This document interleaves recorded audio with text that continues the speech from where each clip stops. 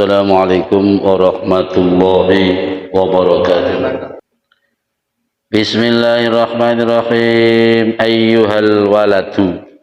Syaqifah 9. Khulasatul ilmi an ta'lama ta'ata wal ibadata. Ma hiya?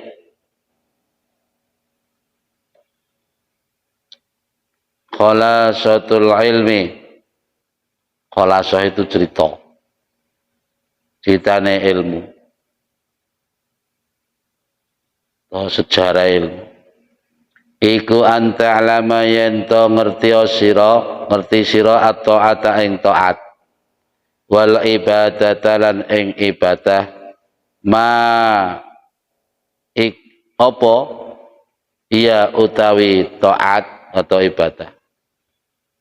I'lam berwa sira anna ta'ata ing sak temene taat wal ibadata lan ibadah iku mutaba'atus syari'i mengikuti manut miturut kang gawa syariat as-syari' katakan gawe syariat sing disebut syari' iku ya Kanjeng Nabi fil awamiri ing dalam pira-pira perintah wan nahawahi lan pira-pira larangan bil qouli kelawan ucapan wal fi'li lan penggawean yakni negesi sapa ingsun mbah yang musnah berarti ingsun iku kulama ing sekabehane barang takulu kang ngucap sira wa taf'alu lan kang ngagawe sira wa tatruku lan kang ninggal sira yakunu ana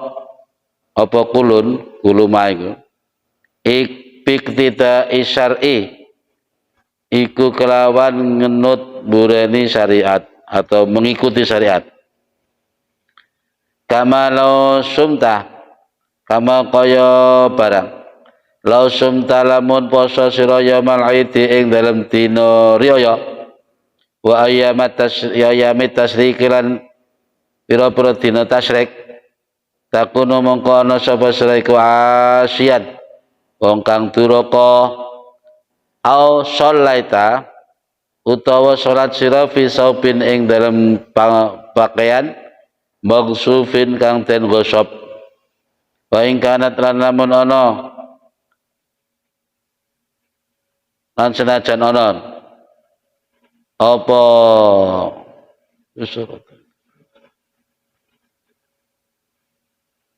ibadah iku surata ibadatin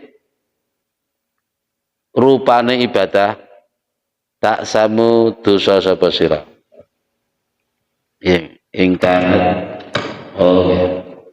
ingkanat surata ibadatin tak samu dosa sapa sira. Jadi ini ditutur kanggo putra-putri khalasatul ilmi ceritane ilmu ini khulasah hendaknya engkau mengetahui tentang taat dan ibadah itu apa. Taat ibadah biasanya pengertian taat berarti orang ahli ibadah. Taat dengan ibadah. Ketahuilah bahwa taat dan ibadah itu adalah mengikuti orang yang membawa syariat yang asyari itu Kanjeng Nabi maksud dalam semua perintah-perintah yang berupa perintah dan semua yang berbentuk larangan. Setiap kali kita melakukan perintah selalu mengikuti jejak Kanjeng Nabi. Tidak boleh nganggo versi ini dewi-dewi. Meskipun itu perintah, khususnya dalam hal ibadah, ketaatan, selalu mengikuti Nabi, apa yang dicontohkan Nabi. termasuk ketika meninggal larangan. Ya selalu yang diikuti Nabi. Jadi tidak nganggu karepe dhewe, tidak nganggu versinya masing-masing. Bakno ibadah itu kan sebuah persembahan, ketundukan seorang hamba, lalu ditunjukkan dengan sebuah kegiatan yang ditujukan kepada sang penciptanya, Khalik. Itu ibadah, tunduk, kebaktian, bakti, taat, itu masih mirip, baik dalam bentuk ucapan, perbuatan, baik dalam bentuk ucapan dan perbuatan. Jadi barometer bukan yang Nabi.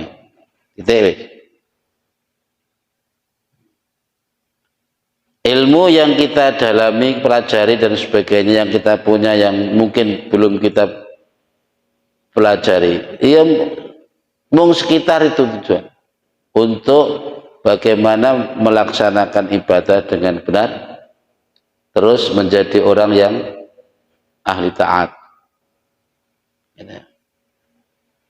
Taat karena ada ungkapan taat, ada ungkapan hormat. Kalau taat itu wedi, manut perintah, mentaati aturan. Tapi nek hormat lebih dari itu. Nek hormat lebih dari taat. Seorang murid umpamanya, dia taat pada gurunya, taat, takut aturan gurune, gak boleh rokok, takut, gak boleh rokok di ruangan, takut. Ketaatannya itu bisa jadi karena saat itu ada gurunya di depan. Jadi taat semacam itu taat yang sangat tendensius karena ada gurunya, ada teman yang mengawasi, ada tata tertib di situ, ya kan? Beda lagi dengan hormat. Kalau hormat itu lebih daripada taat. Hormat berarti sudah taat. Karena ini aturan, dia hormat itu. Dia hormati sedemikian rupa biar ada yang mengawasi maupun tidak ada yang mengawasi, maka dia akan selalu menghormati peraturan itu hormat. Artinya berarti hormat lebih tinggi daripada taat. Nah, ketaatan kita dalam melaksanakan mengikuti peraturan-peraturan itu sudah sampai kepada hormat atau masih sebatas taat? Sekarang contoh, waduh tekun ibadah, ya bentuk taat. Kalau ada larangan, takut menerjang, ya sebuah ketaatan. Tapi andaikan itu dikejar, dituntut pertanyaan, kenapa kamu sholat? Kenapa kamu nggak mau maksiat, takut mungkarat? Kenapa? Nah, disitulah akan kelihatan kenapa kamu sholat, ya karena itu perintah. Kalau kita meninggalkan perintah nanti kan dimurkai Allah. Ada pula yang begini, kenapa kamu sholat? Ya sholat kan dapat pahala. Kenapa memangnya pahala? Tapi dapat surga. Kenapa kamu nggak sholat? Nanti kalau nggak sholat dapat neraka. Jadi sangat bertendensius. Ini ketaatan pada tingkatan-tingkatan seperti itu. Nah, bagaimana taat ini naik kelas lah, bisa menjadi sampai kepada hormat. Jadi apapun janji Allah, apapun yang akan kita peroleh pada saat kita melaksanakan perintah, itu hampir kita kesampingkan.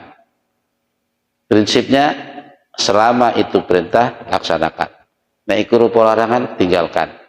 Gak peduli oleh apa kok. Gitu. Entah itu enek wong, gak enek wong, di depan orang atau tidak ada orang. Kalau itu memang larangan, tetap ditinggal. Itu lebih pada taat sampai kepada hormat itu. Biar ada orang atau nggak ada orang, ada yang mengawasi atau nggak ada yang mengawasi, selama itu berupa larangan tetap kita tinggalkan. Perintah yang biar ada orang nggak ada orang, perintah karena itu sholat, bapak sholat. Karena biar toh andaikan kita nggak sholat pun nggak ada orang tahu, tapi toh kita lakukan terus. Karena kita memandang bahwa itu wajib, perintah wajib. Itu lebih kepada hormat. Nah, berkenaan dengan ilmu yang kita pelajari ini, tujuannya kepada itu menunjang ketaatan dan ibadah. Bagaimana ibadah dan taat kita ini lebih berbobot, lebih berisi dalam pandangan Allah, baik dalam bentuk ucapan maupun perbuatan.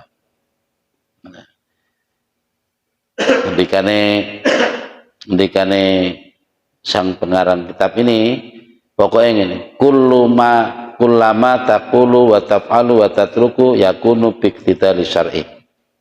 Pokoknya apa yang kamu ucapkan, apa yang kamu lakukan atau yang tidak kau lakukan, hendaknya itu selalu mengikuti syariat. Ya. Pokoknya lurus dengan garis-garis syariat. Ucapan, perbuatan, atau yang tidak kita lakukan, tidak kita ucapkan juga tidak kita lakukan. Yang dalam hati akan selalu mengikuti syariat. Itu wis. Makanya cara garis besar ini opo wae berkenaan dengan agama. Kunci utamanya ini Kanjeng Nabi. Barometer wong bener iki Kanjeng Nabi. Siapapun ngaku bener tapi kok nyelisi kebenaran Nabi berarti salah. Apa wae keapian. Wis to ngaku sak apik-apike wong. Tapi kok menyelisi Nabi berarti salah. Berarti ora apik, elek. Karena barometer wong bener Kanjeng Nabi, barometer wong apik ya Kanjeng Nabi, barometer ati wong bening, wong bersih ya Kanjeng Nabi. Ya, berarti seluruh kegiatan yang berbentuk ibadah, itaat itu berkiblat kepada Nabi. Itu wis. Enggak usah neko-neko. Bismillahirrahmanirrahim. Ayyuhal walad, wahai anakku, yang bagi sayuk jolaka keduweni sira apa ayakuna yen tono apa qauluka ucapan ira wa fi'luka lan penggawean sira iku muafiqon ngocoki li syar'i maring syara idil ilmu krana sak temene utawi ilmu wal amal lan amal bila ketita syar'i kelawan tanpa mengikuti syariat iku dolalatun sesat. Nih ingat-ingat iki sesat. Jadi hendaknya ucapan, perilaku selalu cocok. Muwafiqon ini nyocoki, nyesuai dengan syariat. Ketika kita mau melakukan sesuatu, setidaknya dalam hati kita bertanya, iki hukumnya ya apa ya? Secara syariatnya ya apa ya? Karena gitu. Ketika kita punya rencana besar, ya, entah itu rencana yang urusan duniawi maupun apalagi urusan agama, kita tanyakan dulu bagaimana hukum syariatnya. Jadi selalu begitu. Biar toh itu menjanjikan keuntungan besar. Jika rencana ini tiba-tiba kita ketahui kok justru melanggar syariat, Maka ya kita tinggalkan, meskipun berat hati kita harus tinggalkan. Meskipun kau menguntungkan secara ekonomi, tapi karena itu syariat melarang, ya kita tinggalkan. Terus urusan apa wes? Urusan kegiatan apa? Nek kirane nggak sesuai dengan syariat Nabi, ya ditinggalkan. Ucapan yang ngono, perilaku yang ngono. Soalnya apa? Ilmu dan amal, pengetahuan dan perbuatan yang tidak mengikuti syariat itu berarti sesat. Dolalah, sesat pokoknya. Dalam bentuk apa wes? Disiplin ilmu apa wae? Nek kirane iku enggak menyesuaikan diri dengan syariatnya Nabi, maka itu dolalah, sesat. Wayam bangilan sayuk jolaka keduweni sira apa Allah taghtarra yen to ora ketipu sira, kebujuk. Iki was bisa iki apa maknane kan? Wa tammati dan pura-pura angan-angan sufiyati kan bangsa sufiyah, sufi, bening. Ini maknanya kurang satu khid. Lianna suluka hadi tariq karena saat temani ngambah, meniti. Ikilah dalan. Yakunu iku ono apa suluk iku bil mujahadati kelawan perjuangan. Mujahadah iki nemen-nemeni. Waqad syahwatin nafsi lan megot karpe nafsu. Memutus kesenangan nafsu. Waqad hawaha lan membunuh hawa nafsu ini nafsu. Hawane nafsu. Hawa itu juga keinginan. Syahwat itu juga keinginan, betul, kemauan. Bisayfir riyadhati kelawan pedang riyadhah. Maksudnya riyadhah ki tirakat. Tirakat sing diumpamakne pedang.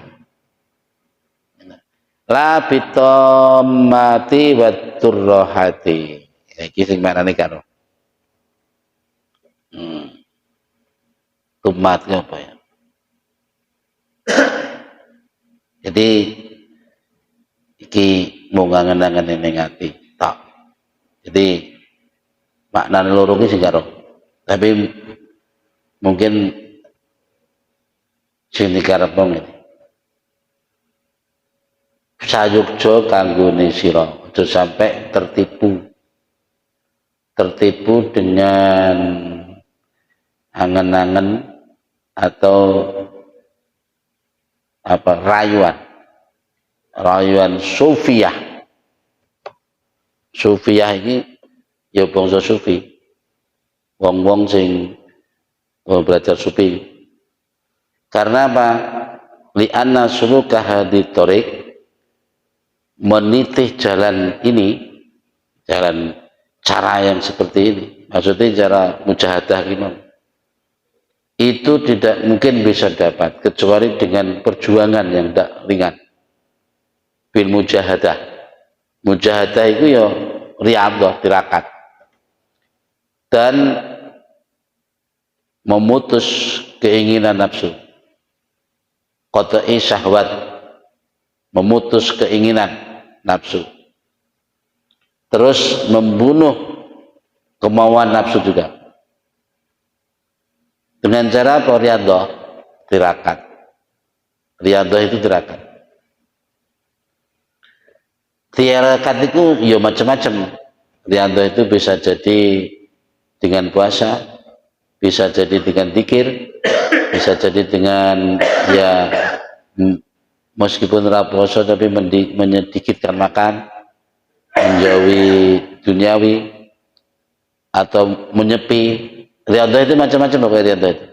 Atau dengan cara mengamalkan sesuatu, amalan, zikir dan sebagainya. Itu riyadhah. Tapi sayyidul riyadhah poso. Jadi komandane riyadhah itu poso. Poso itu paling unggul. Ono sing riyadhah iki melek. Ya macam-macam gitu. Artinya ingin mendapatkan sesuatu itu butuh perjuangan. Untuk bisa membunuh keinginan nafsu itu pun juga perlu perjuangan. Apalagi keinginan itu justru diakunya sebagai hobi. Hobi. Wong kadang punya dalil sendiri tentang soal hobi. Sehingga dalil yang dibikin sendiri itu koyok paten. Nggak bisa diganggu gugat. Bahkan hukum syarak pun nggak bisa berbicara banyak. Nah, unine iki jenengi hobi. Hobi iki larang regane. Nek kadung hobi, koyok hukum ini gak berlaku. Ya dilihat dulu kalau hobinya itu kira-kira menerjang syarak atau enggak. Ya. Atau merugikan diri sendiri apa enggak. Secara dohiriah, secara ekonomi ya ora ganggu wong, orang ngrugekne wong liya umpamane. Tapi bagi diri sendiri bisa jadi mungkin secara ekonomi dia buang-buang uang, secara muhasabah hitung-hitungan dia buang-buang waktu hanya untuk sebuah hobi, gitu.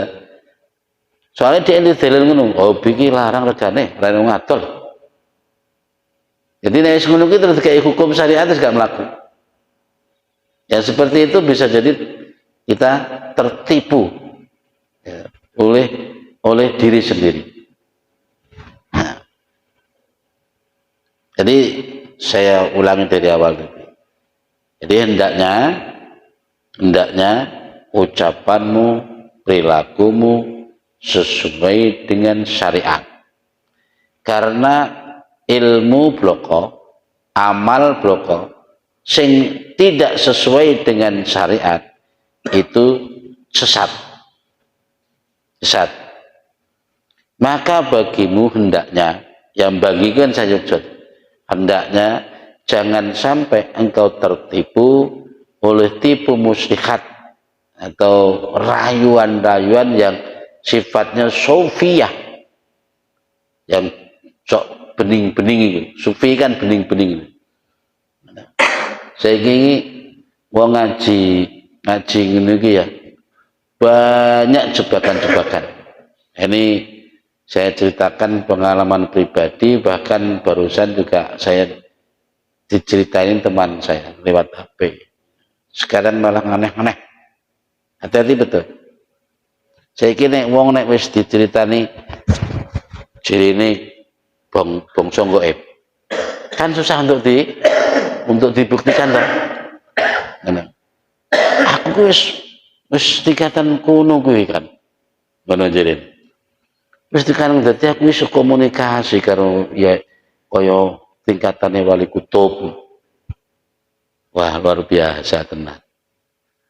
Jadi aku ngerti cak merono ziarah ngono ki aku seru. Mbah wali iki ning ngono apa lagi ning Mekah. Ngene iki umpama kita kejar kan nggak bisa dibuktikan, mungkin ngomongnya tenan lo kira. Gitu. Karena tingkatan-tingkatan itu hanya orang tertentu yang bisa memahami. Tapi hendaknya jangan dibicarakan begitu. Gitu. Nah ini jebakan namanya. Dan itu menggoda. Gitu. Jangan sampai kita tertipu dengan itu. Jangan sampai tertipu. Gitu. Soalnya saking pinter setan kadang ya mengutak-utik itu. Kalau masih wilayah sekitar itu setan kan masih diberi kebebasan untuk berolah. Tapi ini urusan Nabi, wajah Nabi, itu setan gak bisa berkutik. Nek cek membo liyane Nabi ini setan cek winter. Pemaneh orang sudah waktunya begitu, ya setan datang. Kalau perlu berjubah dia berjubah, kalau perlu berjenggot dia berjenggot, gitu. Bahasa Arabnya paseh. Datangin orang melalui mimpi kah, melalui apa? Kita mengaku wali kutub, menemui dia. Yang begitu kan bisa saja terjadi. Soalnya ditakar saja dari amalan orang si A ini saja. Riadohnya saja belum kelasnya. Kok sudah sampai kepada wali kutub? Ya, yang begitulah yang kira perlu kita apa ya, benar-benar hati-hati. Sampai Mbah Imam Ghazali ngendikane li anna suluka hadhihi thariq yakunu bil mujahadah. Karena untuk menitih jalan ini, cara yang seperti itu perlu mujahadah. Caranya mana? Perlu membunuh habis karepe nafsu. Oke, keinginan nafsu dilopoi, dihabisi. Qata'i syahwatin nafsi, memutus keinginan syahwat. Kesenangan, bukan keinginan. Nek keinginan kan baru. Tapi nek syahwat, kesenangan, itu sudah berkali-kali. Hal sing wis biasa dilakoni keseharian sampai mendarah daging, senang, itu senangnya nafsu. Itu syahwatin nafsu. Tapi nek hawa keinginan. Hawa itu baru pingin. Wong pingin karo wong ketagihan beda toh. Nek wong pingin mengko gong tau roh rasane. Tapi nek wong ketagihan iki rasanya lebih berat menahan rasa keinginan daripada wong ngangen-angen kepingin tok. Nah, itu bisa dibunuh total, bisa dibersihkan total. Gitu. Dengan cara apa? Bisa riyadhah, dengan cara dibunuh dengan cara riyadhah. Maksudnya riyadhah sing diumpamakne pedang. Pedang sing tajam sing rupa riyadhah, ngono maksudnya. Contohnya apa ya? Poso, melek, zikir, ya macam-macam lah. Tidak mungkin kita hanya sambil lalu apa mana hanya sebatas ngaji seminggu sekali ini terus baru ya wis nggak ada efeknya apa-apa, nggak duwe amalan khusus ya apa, nggak bisa gitu. Jadi harus terutama itu tetap nganggo mujahadah. Siji pertama, setidaknya ucapan perbuatan kita mulai toto, sesuaikan dengan syariat. Kayak dikatakan Nabi. Perilaku kah, ucapan kah, apalagi itikad, keyakinan, tentu harus seiring dengan syariat. Kanggone kita yang model begini ini artinya lebih banyak kegiatan luar ngaji daripada ngajinya, ya setidak-tidaknya kita tahu mana perintah, mana larangan. Itu dulu. Karena bisa jadi kalau kita tidak tahu mana larangan, mana perintah, maka bisa jadi yang larangan justru dilakukan, yang perintah malah ditinggalkan. Mana yang sunat, mana yang makruh, mana yang wajib. Ini terutama itu dulu. Karena kalau nggak tahu itu bisa jadi ngawur. Yang sunat dipertahankan sampai mati, bermati-matian. Yang wajib malah ditinggalkan. Nah, ini kan kekualik namanya. Berarti nggak sesuai dengan syariat. Itu terus.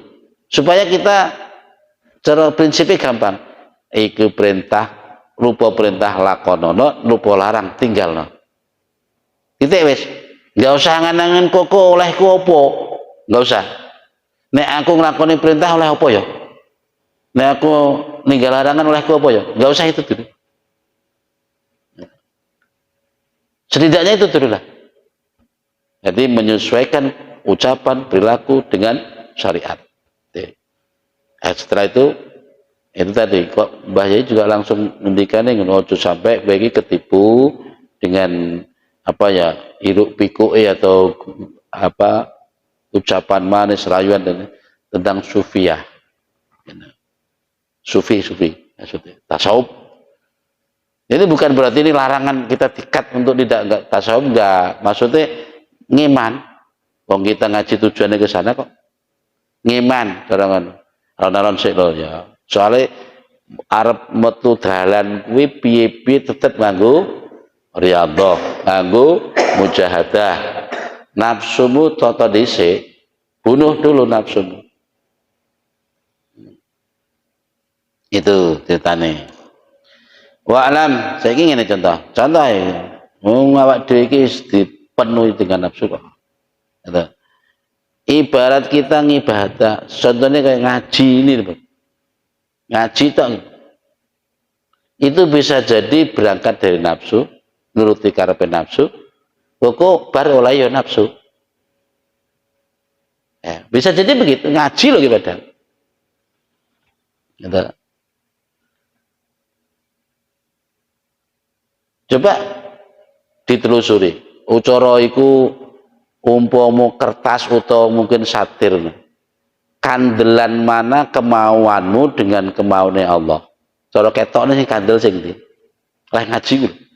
Budal ngaji. Ngono. Kok nek wis ngono berangkat dari nafsu, ngaji oleh nafsu, begitu selesai ya nafsu yang berbicara berarti ini kan.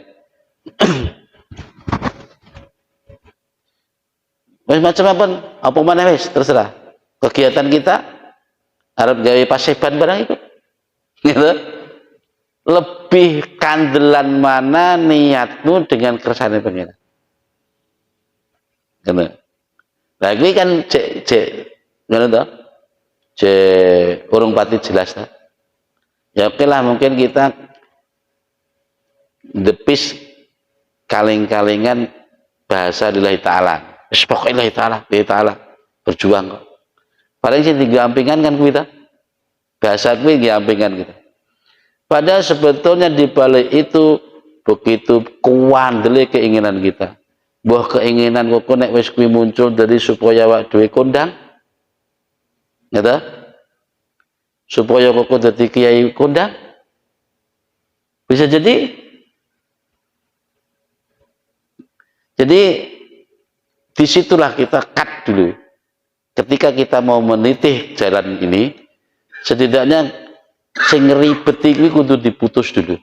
Qat'i syahwatin nafsi wa qatli hawaha.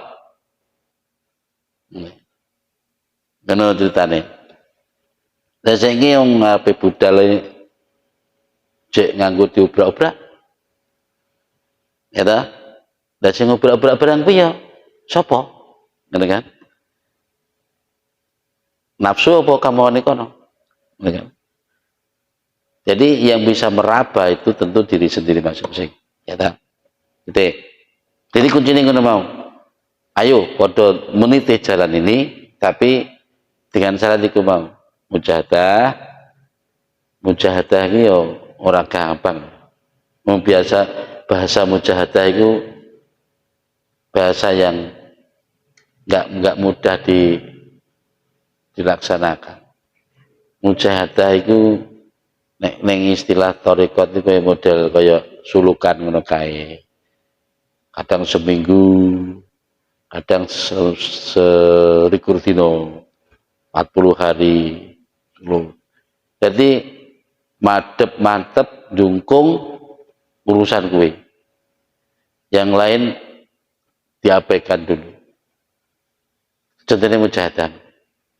Enek mujahadah apa ya? Usbu'iyah. Setiap minggu ada mujahadah. Ada mujahadah syahriyah bulanan.